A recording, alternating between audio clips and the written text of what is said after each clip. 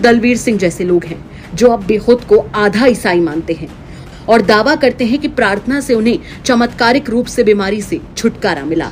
दलवीर सिंह तो दावे के साथ कह रहे हैं कि कैंसर जैसी बीमारी में चंगाई सभा में राहत मिली। अब मेरी आस्था यीशु में है, लेकिन खुद को मैं सिख भी मानता हूँ। आप जानते हैं द वॉइस रेडियो चल रहा था ना, तो उसमें हम सुन रहे थे, तो द वॉइस एक अचानक कहीं हमारी सुई लग गई। तो उसमें सुनते सुनते उसने परमेश्वर के बारे में बताया। जैसे हमारे मतलब जीभ में रसौली थी, तो मेरे पास मतलब खाने को कुछ भी नहीं था, यानी कि मेहनत करनी तो उसी से मजदूरी करना। मैंने उस समय मैंने कहा कि अगर हे सचमुच प्रभु तू महान है तब मेरे को नई जिंदगी दे। मेरे जेब में ना इतनी बड़ी ट्यूमर थी।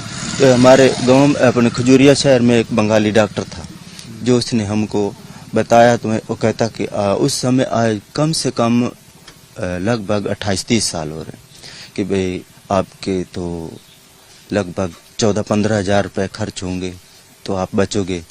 आपका ऑपरेशन होगा और मुंह का ऑपरेशन होने के बाद आपकी नाली लगेगी नाक से, तो तब तक खाना पानी जाएगा।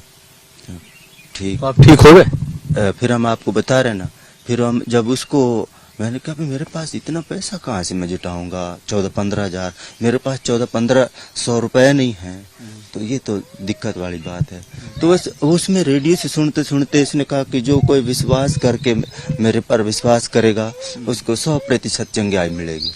तो मैंने कहा कि प्रभु जो सचमुच तो महान है तो मेरे को चंगाई दे।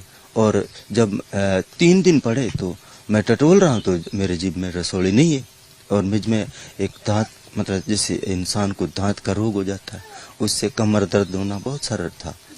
तो ऐसा पता नहीं कोई टच हुआ कि मैं मतलब ठीक हो गया। विश्वास जमा जी, मतलब विश्वास यही है कि प्रार्थना किया तो ठीक हो गया। उससे किसी का मतलब कोई ना धर्म कोई बदला ना चेंज किया, कुछ भी नहीं किया। प्रभु में विश्वास आया। हाँ, मतलब ये तो एक विश्वास तो मतलब है, जब वो उसने चंगाई दी तो उसमें तो विश्वास तो फिर करना ही पड़ता है। तो ये है कि कितनी दिक्कतों से हम गुजरे हैं। हम इस समय भी आपको बताएं तो हम रो पड़ेंगे कि जैसे जैसे नौबत हमारे ऊपर बीती है। हमारी इस समय भी बहु बेटियां हैं और जो कुछ भी किसी ने कहा है हम झेलते हैं।